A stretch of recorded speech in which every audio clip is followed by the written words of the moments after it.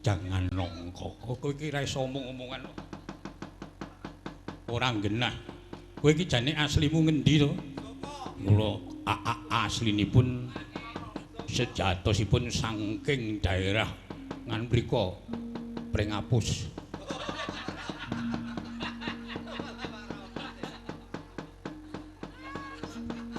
Seko Pringapus kowe nggih.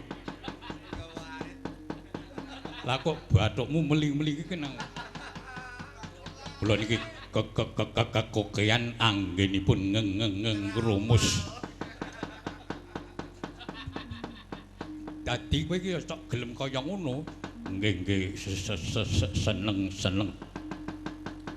Ning kok pengenane SMS aku. Wah, niku kelentu.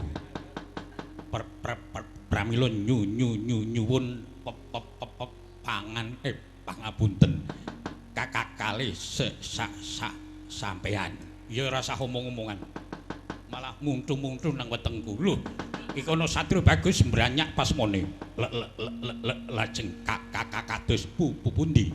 Becik ayo padha dipethuke. Yen iki ngaku Pandhawa kadang Ngamarta prayoga dipateni. Nun. Prayoga dipateni. Ngestake dawuh monggo kula dherekaken Sang Rekyanapati.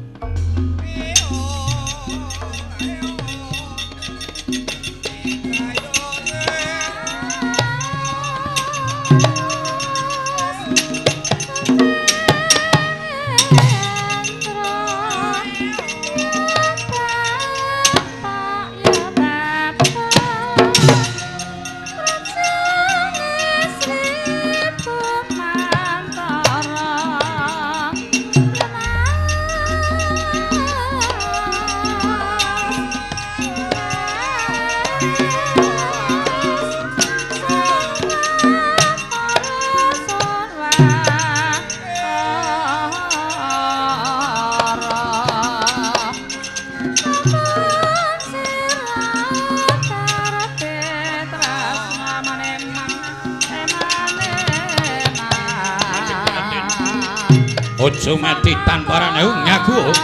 Tunggu dhisik.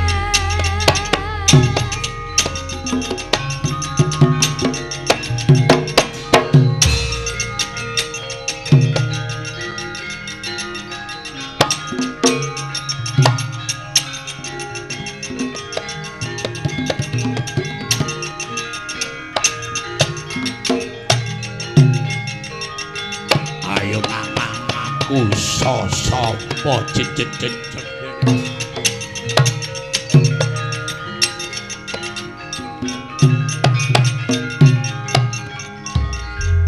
Sedewa sejatining priya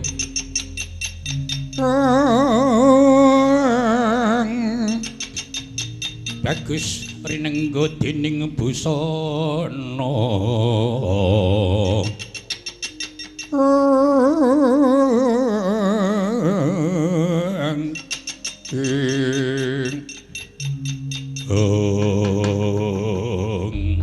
Jagat Dewa Bathara ngaku sapa jenengmu Raden? Ayo enggal ngaku sapa jenengamu? Aja mati tet tak gendung tangdung tanggung blak entung jeneng ketak gendung jeneng ya ngopo iki nyambung kae sajake wong rada degleng kaya. Lah piye to? Omongane iki ora cetha ngono lho. Kayake mbiyen nalika laire ngono iki ora dopeni. Ayo mbuh coba dirungokke. Ngaku sapa Satrio? Genti aku tak takon sapa jenengmu? Kurang pangertimu, aku Patih Mandana Saraya. Mandana Saraya dasar nyata. Sing mburi sapa? Kowe takon karo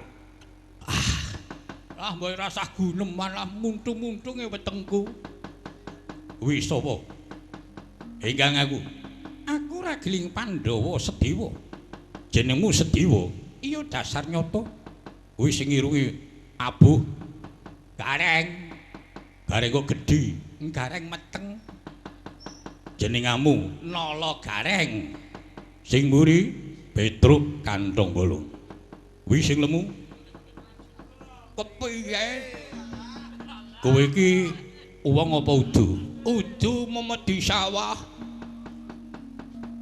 Kowe iki sapa? Mandana Sraya. Oh, Mandana Sraya. Saka kendi? Saka Turilaya. Oh, nek karo anu Bogodenta apane? Bogodenta kuwi ratuku. Kok mah ora tuku ya. Takoni nyelo-nyelo kok ora tuku. Kowe iki nek saka Turilaya karo Bogodenta apane? Ratuku. Tuku karepmu ora karepmu. Aku ora dol Bogodenta. Kowe kira genah kok, Gong? Tegese ratuku ki ratune kae Bogodenta. Njuk ratune genti kae ta udu Bogodenta. Walah gumbal, kae iki balane Bogodenta nduwer. Alah, agek ngerti iki nek Bogodenta ki nduwer. Silet lambemu kowe. Aku iki sapa sing nyungar? Kowe takon karo aku. Dasar nyoto kowe sapa? Aku jenenge jepot procot. Alah ya ampun. Jenenge jepot mecotot. Kowe soblem.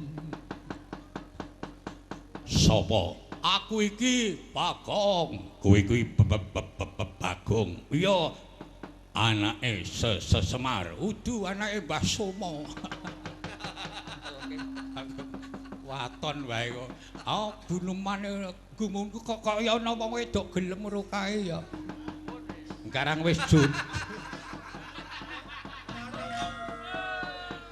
Kabeh ki wis jodoh kowe aja ngeyel. Panas ten kowe ya.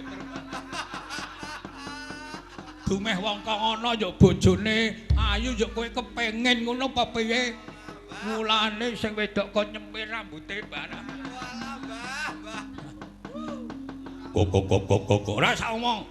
Antil watu kowe. Kakok-kakok.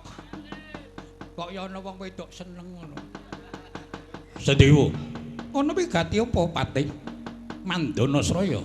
Kowe ngaku Pandhawa manut tugel janggamu. Oh, ora semingkir bilayan takamu kelakon. Aja tinggal playu ya Raden Dewa. Ngati-ati Ndara.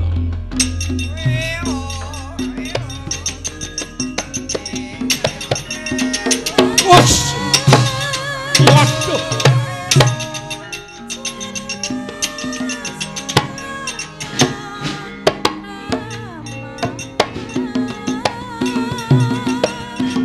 Lari kokok kowe. Putus. Wah.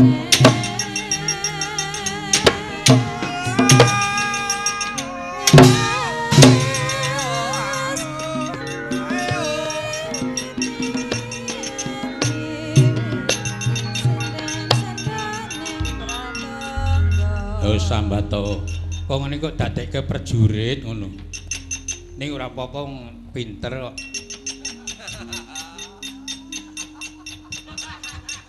Umum kaya liyane iki rak ya ana. Saka Pringapus kok tekan kene. Ayo Rabato. Gong, iya ngalah. Ya ampun, lara mah dadi geguyu. Lara keneng apa to? Ageke mum iki ana wong nggo nuthuk wong. Wetengku mak penjelut. Ya ampun, alah. Nyebut, but. Iki dite sapa? Alah dekku. Alah wong tak apusi kaya njelemak begogok tangi. Tengen temen saiki. Ayo tangi yo. Aduh. Ora patut banget.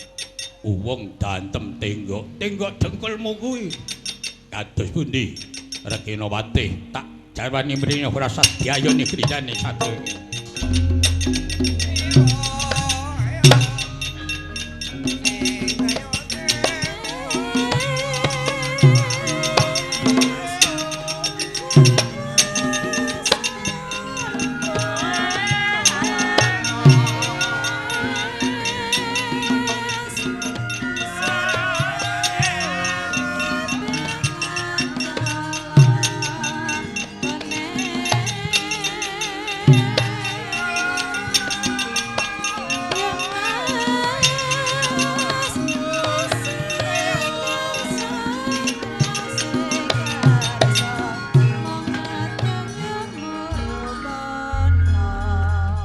samar pamoring sukma sinukmu ya winahya ing asepi sinimpen telenging kalbu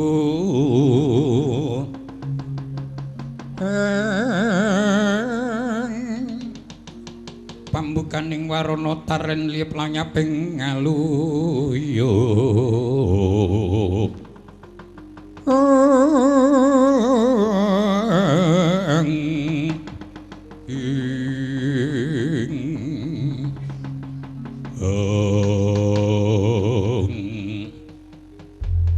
Bapa Temenggung wonten peparing dawuh Sang Rekinopatih Mandanasraya wis ora perlu diadepake kridane Sedewa tak sawang mesti Seti Mandraguna yen mung Sedewa tak kira aku ora bakal mundur gandeng sing maju Panakawane mongko tandangi saru rusuh ndugal kewarisan lajeng keparingipun kados pundi mundur nyimpang dalan mengko yen nganti ana lenane Panakawan ora nderekke Sedewa gampang nggonku bakal nyirnake mengkono Temenggung yen ngaten monggo kula dherekaken nyimpang margi Rekinopatih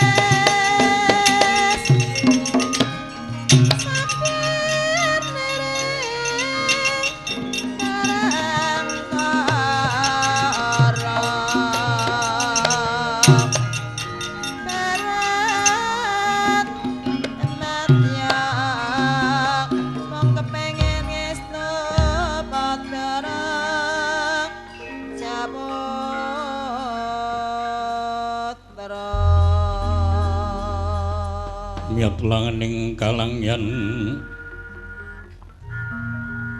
agelar pandan muncar tinun lir soroti kepunang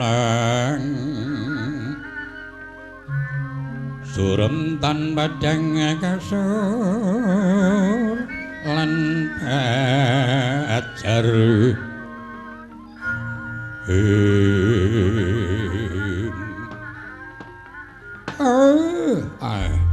Gus Ndara Sedewa cumadung dawuh Den kula sepadhaken kawistara menika nembe Pancakara niki wau prajurit saking pundi Sumurupaya Kaki iki mau lugune prajurit saka praja ing Turilaya mangerti yen to sesembane wis temeka ing pati ing batin ora nrimake mula ora mukal banjur ngancam marang para Pandhawa nanging barene sing maju iku putra-putramu kabeh saengga Patih Mandanasraya wis ilang tak kedhepake mesti gila utawa bakal nyimpang marga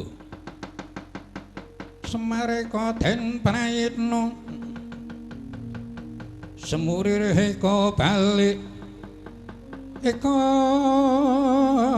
balik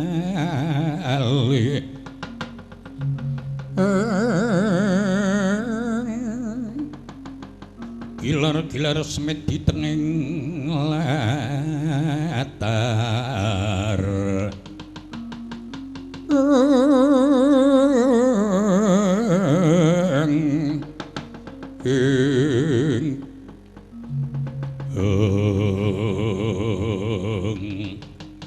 lah sakniki ngeten nggih Den rene dereng saged pinanggi kelayan ingkang raka Ndara Janaka dalah Ndara Werkudara. Nggih kula tapake ten wana Setrapura.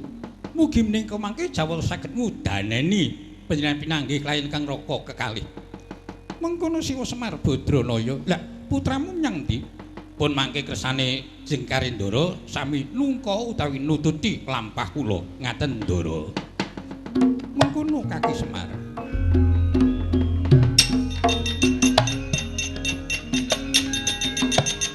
Ya Mas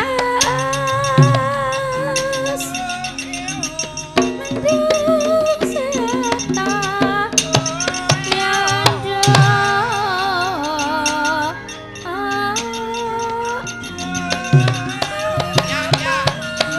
samudra wong manis ya Mas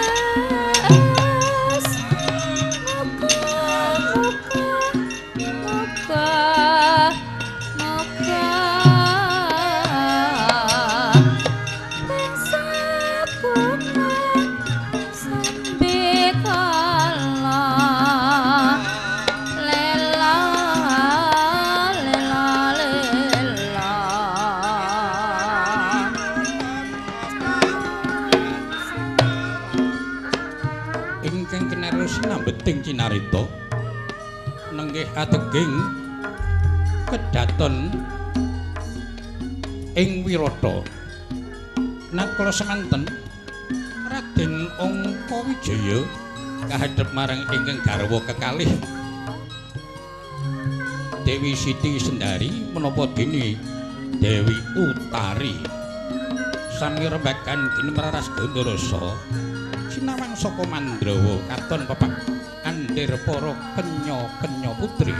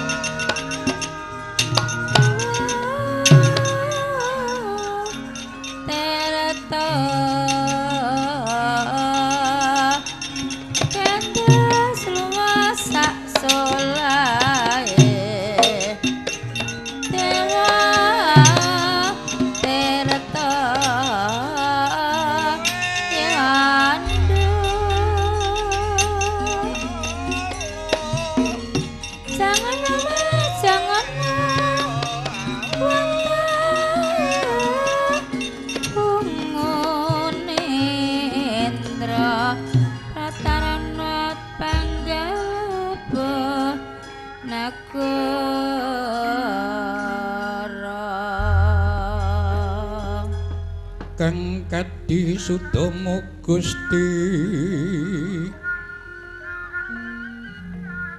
sesangka kasongan surya prabanya sumusun aswa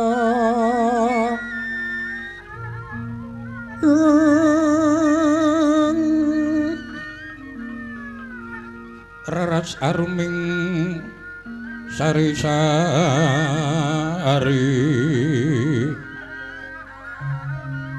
kang samya manuk menul Sumar manira sukanto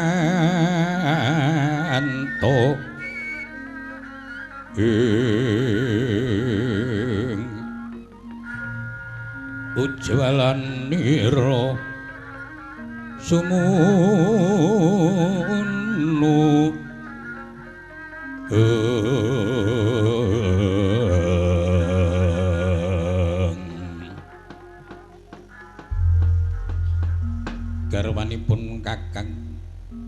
Diajeng Dewi Utari Eyang Nini kula aturi majeng jagat Bendoro mengko Siti Sendari iki kaya aku piniji dening Pangeran Abimanyu malah kewan aku wong nyatane ya ing sejati aku kan timbang putuku Angka Wijaya.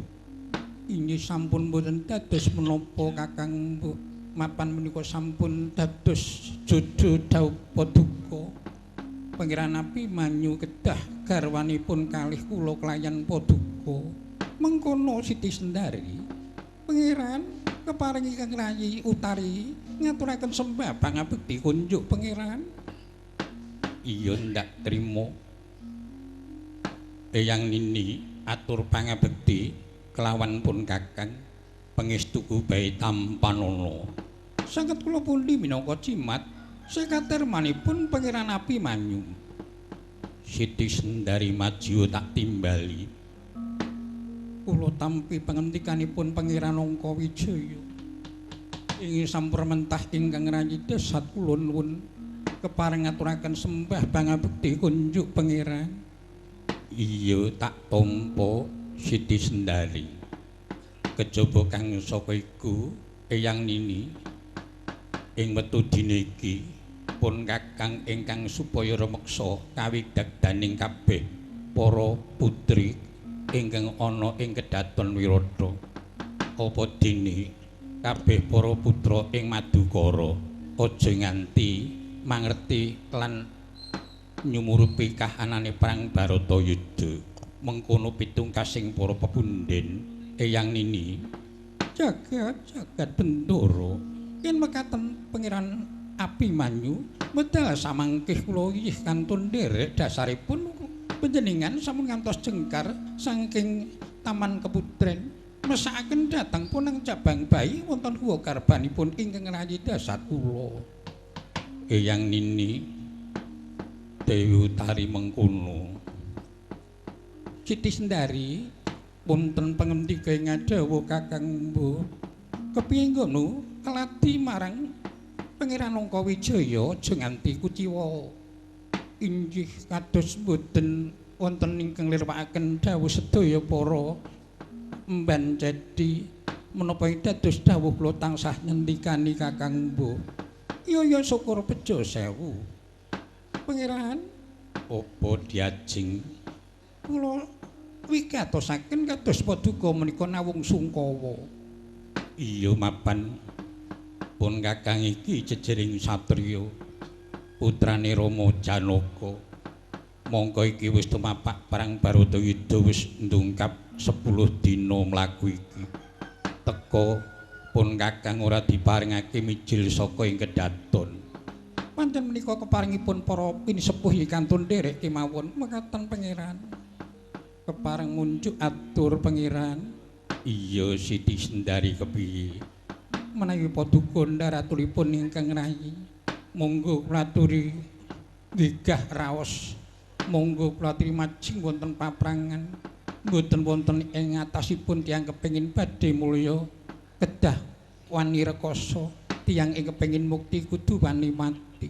Ing atasipun tiyang sepuh sami pon cakara ngantos netesaken ludira dene paduka Pangeran namung tansah kendel lenggah sekeca wonten ing Taman Keputren. Waja ngono diajeng mapan yo mesake marang pun Kakang Jenempara iku diajeng mesake punang cabang bayi yang ditinggal marang Pangeran Abimanyu. Inggih Kakang Mbok kaluhuran kula namung ngemutaken kalimputing budi. Wes meh rahina semu pangiwang ngaruna kadinitrane nganggo repo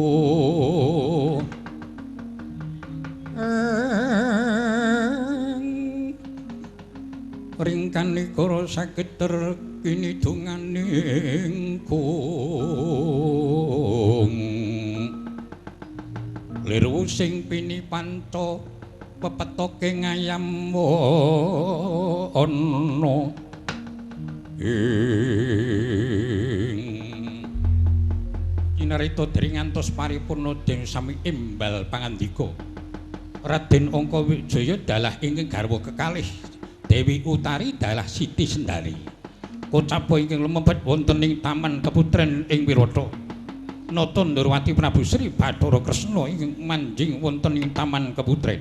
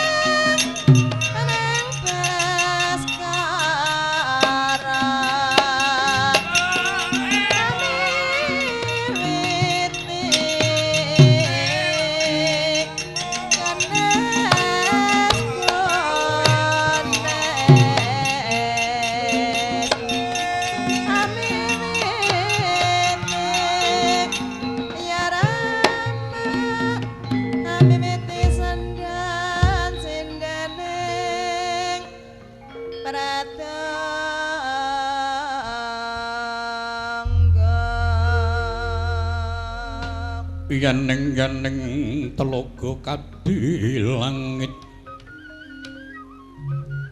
ngembang kapas wulan pamaneka lintang tulwamaya ya sumawur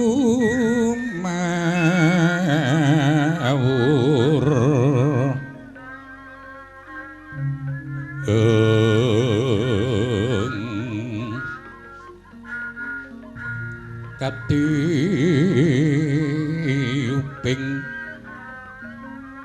samira ana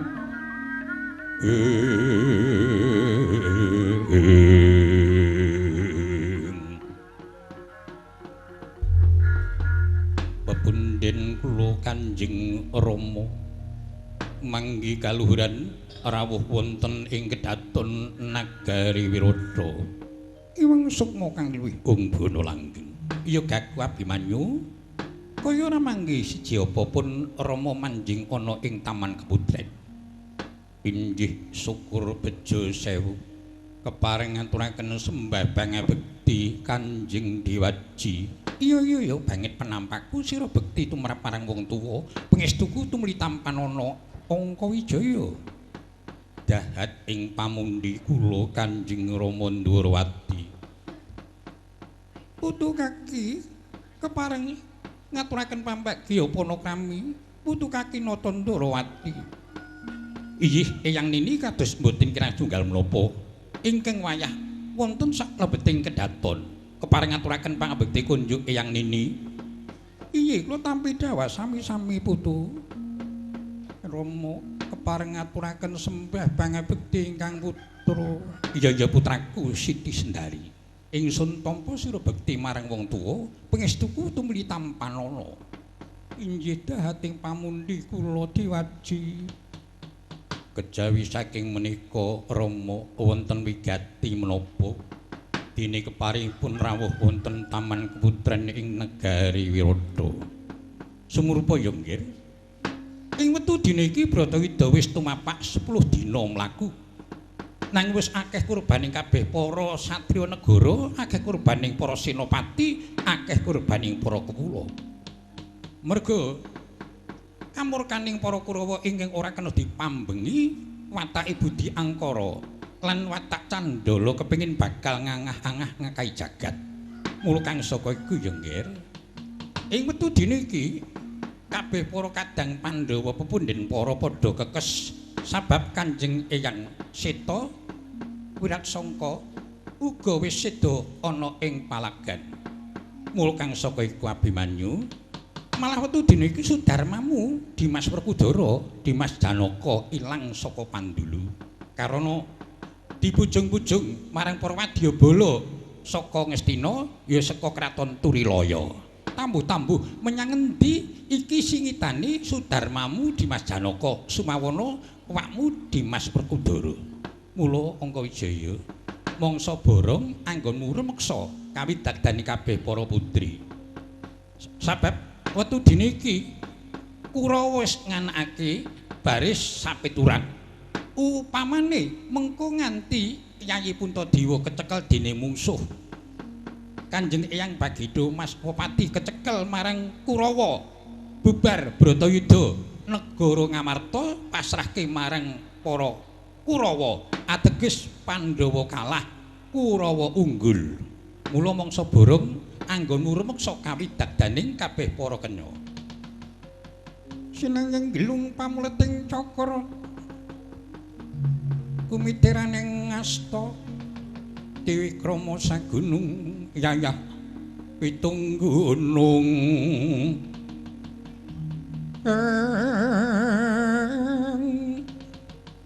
mangili onori Sang Wisnu Bathara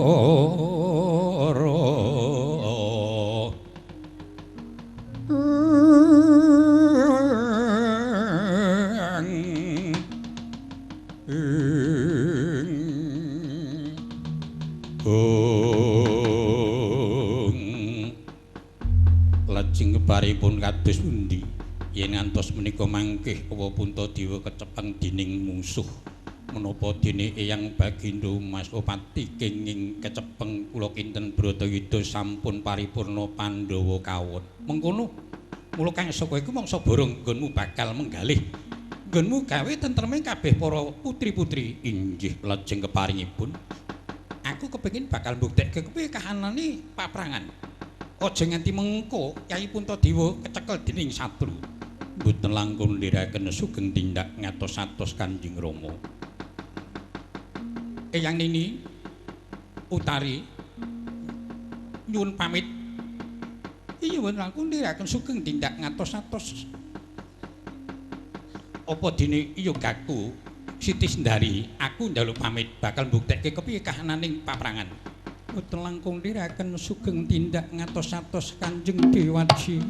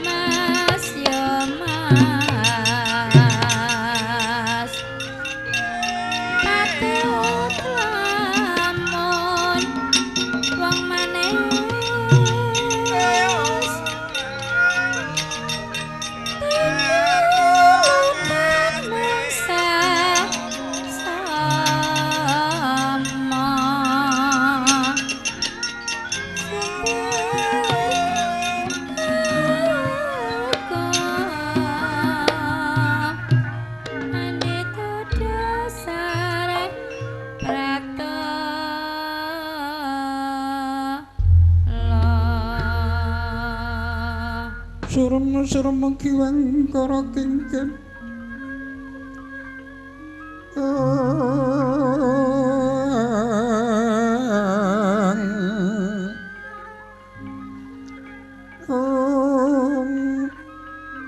lir manguswa kang ayon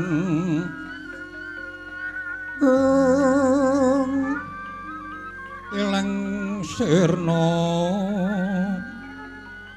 denyo memanisi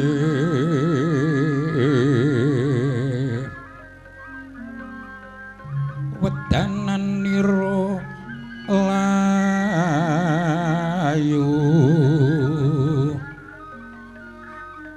kumel kucem ras nyomratani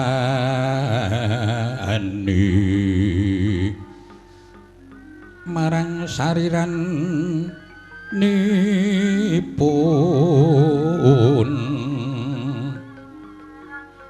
gegono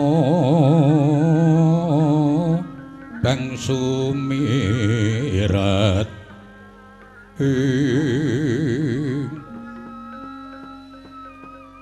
pangeran Abimanyu mekaten keparingipun boten tanggap ing sasmita keparingipun Kanjeng Rama Dwarawati pangeran panjenengan bebasan landhep dengkul penggalipun mengko dhisik Siti Sendari apa sebabe dene matur yen aku iki ora tanggap ing sasmita uga tok arani landhep dengkul pamikirku kuwi apa pun Kakang durung mangerti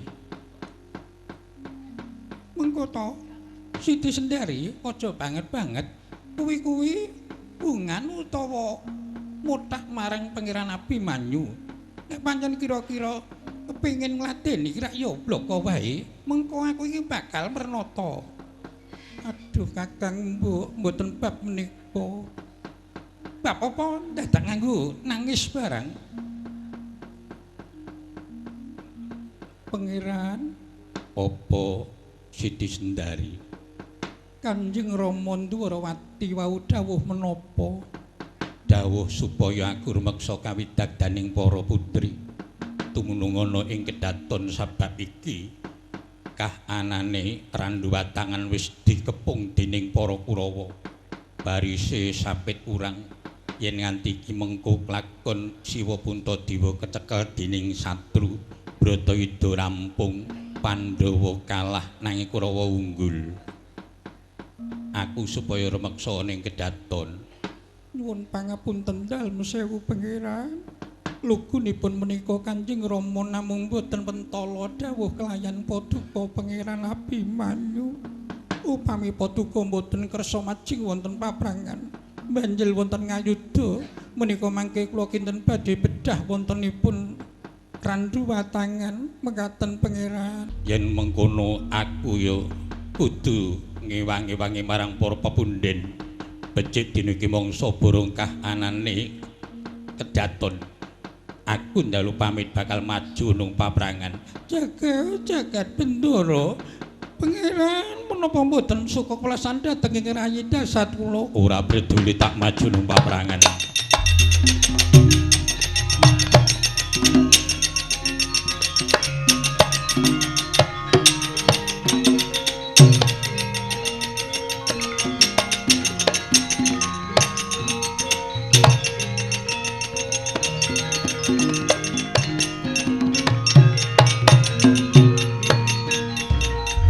tindak wonten pundi Pangeran Abimanyu wis ora sandadak nganggo ngojeki kanca pun Kakang bakal mbanjel nang paprangan yen kurang bejani mengko Puntadewa kecekel dening satru Bratayuda rampung nanging Kurawa menang Pandhawa kalah Abimanyu pancen kurang tanggap marang dawuhe Kanjeng Rama jagat bendoro mula-mula kowe kok Siti Sendari dadak matur sing akeh-akeh mesakno karo pun Kakang iki lho punang cabang bayi aja kaya ngono kuwi ning ati mengko Pangeran Abimanyu tumeng seda kepiye mboten kula sumanggaaken pangeran wis to diajeng utari dina iki kanca enggal uculna pun Kakang tak banjel paprangan kacarita Dewi Utari nyepengi kanca ing ngriku Raden Angkawijaya ngunus curiga kanca den cethok padha sakala oncat Raden Angkawijaya banjel paprangan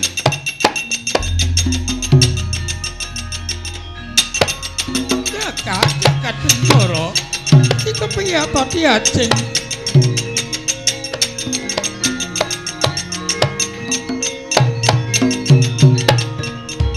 Randuka Pangeran Langkawijaya kok ya tegel koncane digethok kaya ngono nganti aku pisah marang Pangeran Abimanyu mula-mula kowe kok Siti Sendari kebangetan mesakno marang Ponang Cabang Bayana Kuwa Karba Siti Sendari inggih nyuwun pangapunten Kakang Bu Utari yen boten cara ngaten menika boten paripurna bab menika ingkang baken monggo kula dhirikaken mebet wonten sanggar pamujan meminta nugraning Bathara ingkang akaryopa mugi-mugi menika mangke saged unggul Pangeran Abimanyu banjel ing paprangan ya wis yen kaya ngono ayo bareng munggah ana sanggar pamujan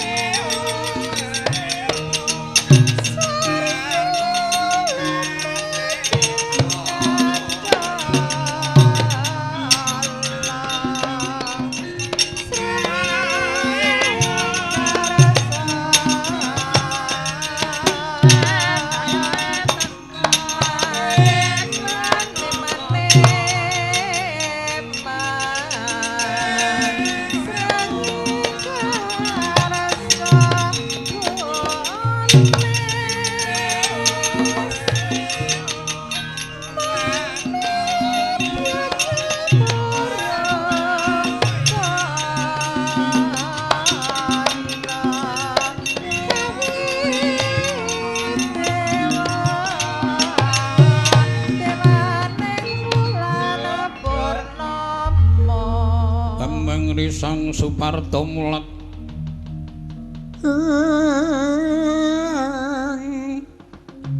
kadya wanara ingkang sumung-sumung jajanira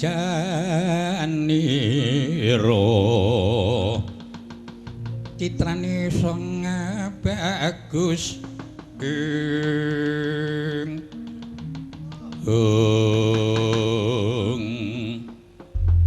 Adiku Wilugangga wonten dawuh Kang Mas Abimanyu apa meneh Semitra kula wonten pangendika Kang Mas kowe bocah loro ora padha mangerteni yen to dina iki pesanggrahan Randu Watangan wis kinepung dening wadya saka Ngastina kurang-kurang bejane Kanjeng Puntadewa bakal kecepeng dening mungsuh lajeng kados pundi Kang Mas kados pundi Kang Mas mula dina iki ora perlu aku karo kowe padha lenggah ingkang sekeca dareca kudu tumandang karya aduh ingkang mongko dawuhipun para pepundhen putra-putra Madukara mboten kenging mijil saking kedaton wis ora berduli yen kaya ngene banjur kepiye mula kang saka iku dina iki Wilugangga tak dadekke percawan ngarep mangsa borong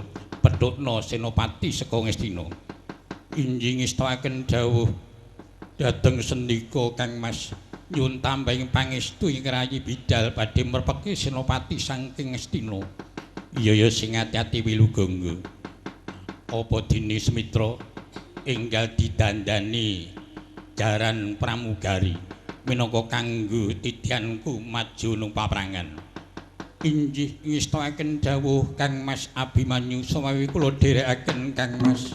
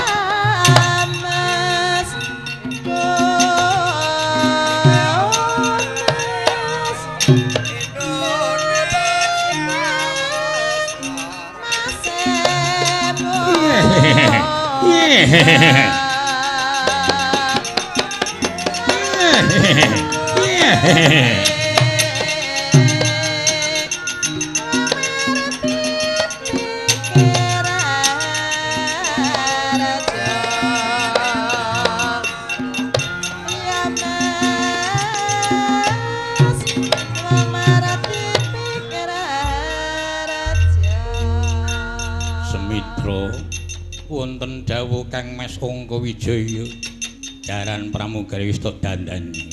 Iyi sampun boten nguciwani Kang Mas. Malah dina iki pun Kakang tak nitih ana gigiring pramugari. Jeneng para ingkang nuntun tak maju nang paprangan Semitra. Inggih kula dherekaken Kang Mas Angka Wijaya.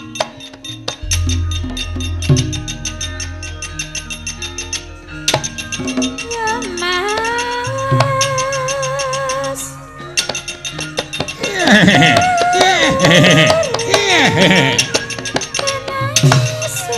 Sejarane wong manis. Ya singgo saupama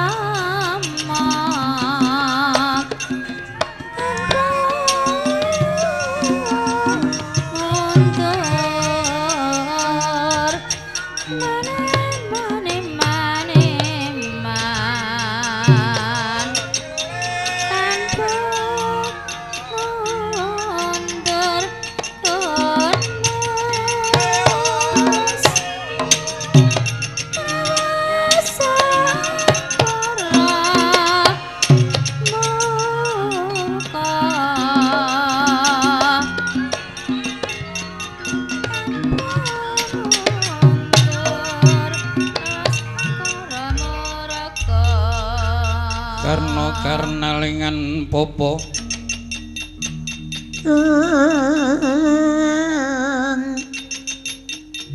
Sidik Purnomo mancat jajani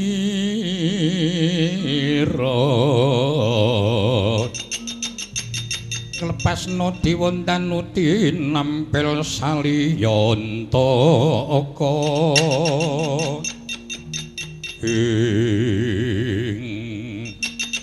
jagat dewa Bathara dalah iki tak harus padake kabeh putra-putra Madukara padha kawistara ing mangka aja nganti putra Dimas Janaka padha ngetok ana ing paprangan Tegal Kuru bakal apes jayane Mbah yen ngono becik dina iki gandeng kaya prunanku dhewe supaya bisa bali milu gangga aja maju nang pabaratan kula milu gangga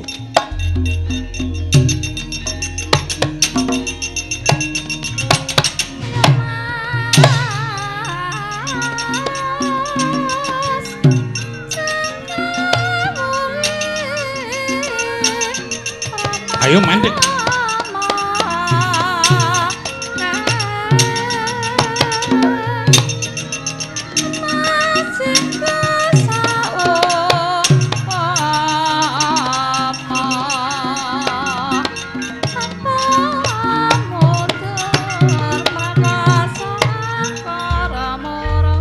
ora pangling iki kaya prunanku Wilugangga mengkono Adipati Kerna lho ora basa marang wong tuwa basa cetha dadi mungsuh ora basa mesti dadi satru mengko dhisik tak jarwani miturut sangka ngendikaning para pepundhen Pandhawa kabeh para putra Madukara ora kena padha metu saka ing kedaton sabab iki mengko mundhak malah kurang becik kedadiane merga iku pancen dawuhing para pinesepuh mula dina iki semikir ora kena ngetokno paprangan ora peduli Adipati Kerna yen pancen nyata senopati saka Ngastina Mandraguna tandang ana kridane Bambang Wilugangga lah keparat ora kena prenggake becik sabetke perbatan dadi bledug punarpamu kelakon sak budimu Adipati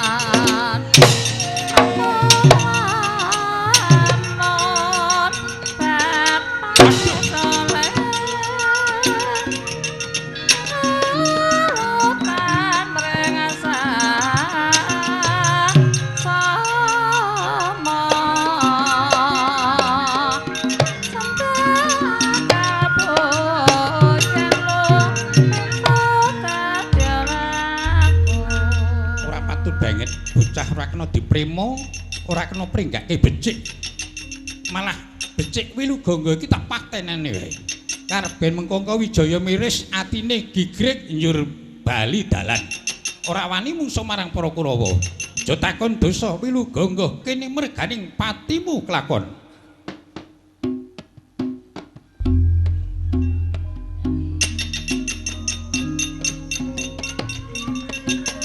Sampeyan kane ya.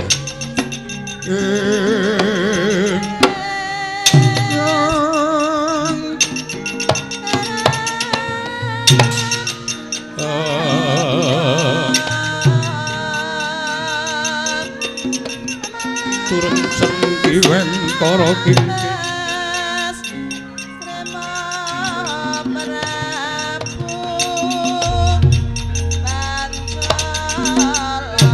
Mara sing benggus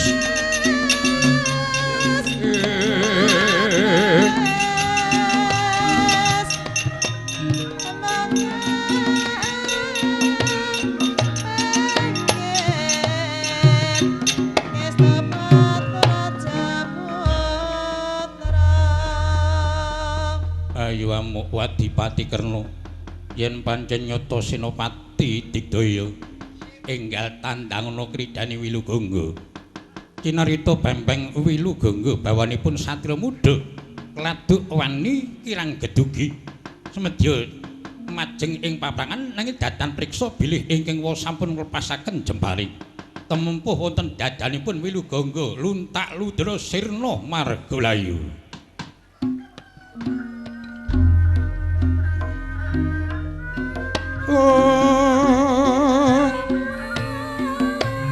Surum kiwang kara kingkin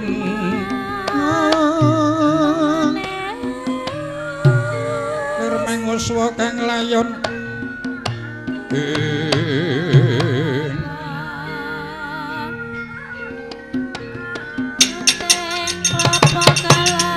mati aku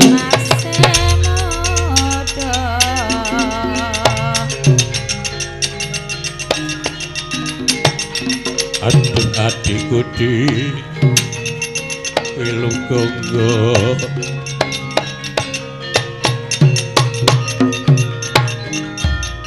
adikku Wilugangga dadi korban durung sepira uripmu durung sepira umurmu andang temeka pati Wilugangga entena bukur pengarap-arap bali penganti-anti kaya dudu karepe Dewa Adipati kena tegel marang prunane Wilugangga kuwi adikku Wilugangga aku melu Wilugangga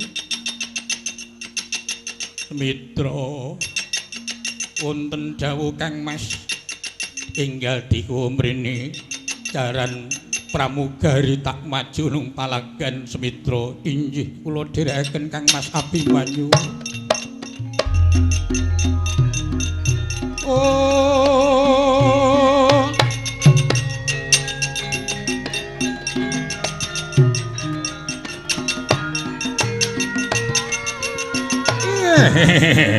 yeah.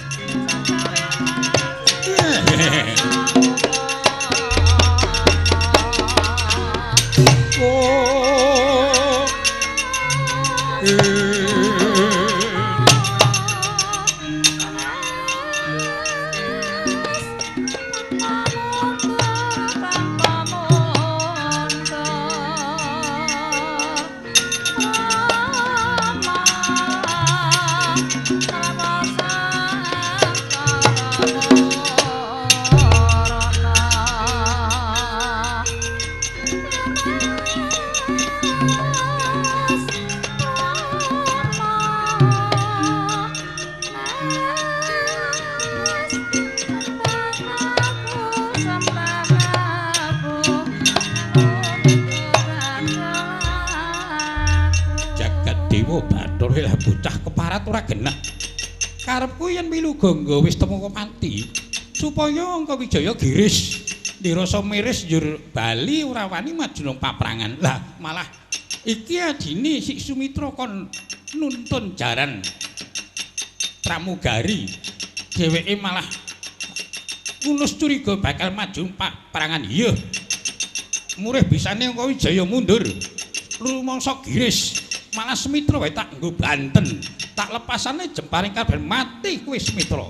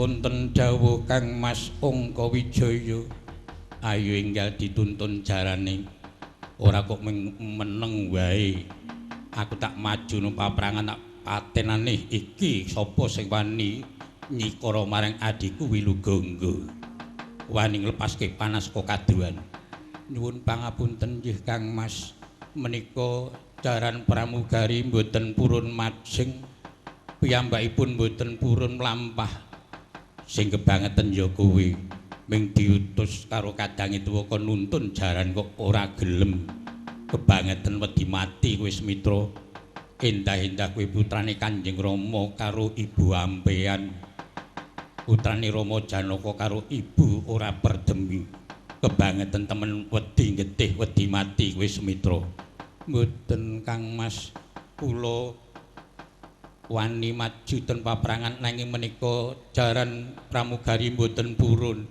sing ora gelem ya kowe kuwi kebangetan putrane Kanjeng Rama kok jireh wedi getih apa kelakon tak sabet nganggo sambuk kowe ora manut karo pun Kakang tampan ana sambukku kula dipun pejahi nderek Kang Mas kacarita Bambang Semitra den dukani dening Raden Angka Wijaya nanging datan prisa layeping jemparing saka Sang Adipati Kerna temempuh angganira Bambang Semitra sirna margalayu semende jaran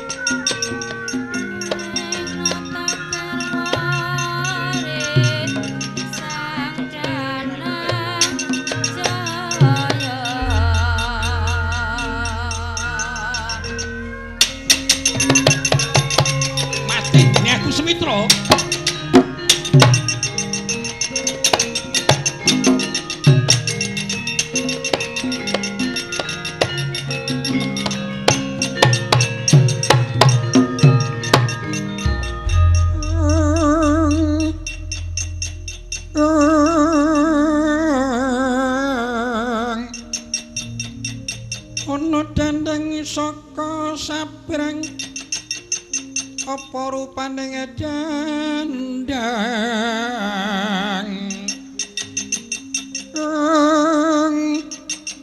cucuke wis pulo srani lar nyobedang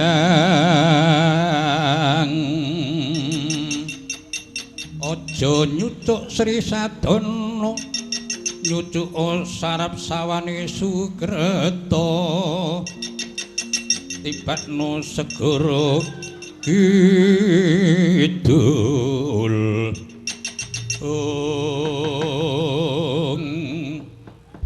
Semitra kowe iki bocah dikongkon sedulur tuwa kok ora temandang mengko nuntun jaran kok ora mangkat yen aku duka tak sabet nganggo sambuk kok malah meneng wae semende jaran mbok yo dituntun jaran iki Semitra kinarita Raden Angka Wijaya dereng priksa bilih ingkang rayi sampun pejah wonten paprangan semende jaran nanging dupi mulat marang ingkang rayi aduh adikku mati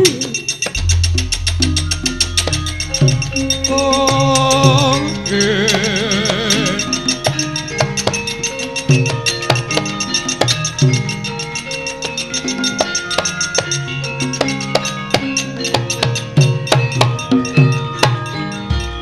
adikku Semitra luputku sing gedhe pangapuramu ya mau tak tukani Semitra luputku njaluk pangapura kowe ora ngerti aku babar pisan ora nyumurupi yen kowe temeka pati Semitra adikku ya ora patut banget sapa sing wani nyikara adikku Semitra nganti mati semende jaran ayo jaran pramugari aku tak nitih gegermu aku nggawa curiga kacarita Raden Angka Wijaya nitih gegernya jaran pramugari sampun ngasta curiga Luk Sanga Kyai Kala Misani murup saobor pamore ya manjing ing paprangan oh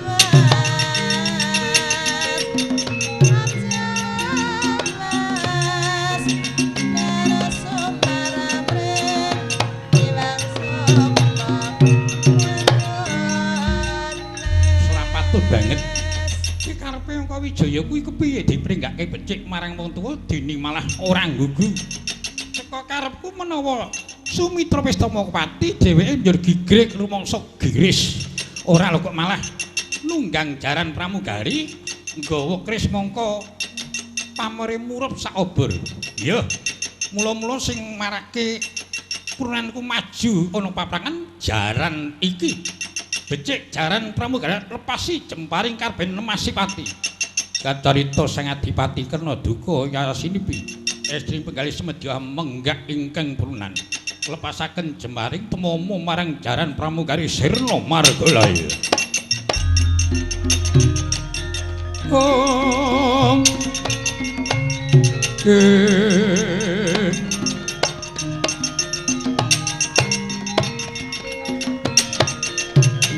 Dilayan tak kamu pelakon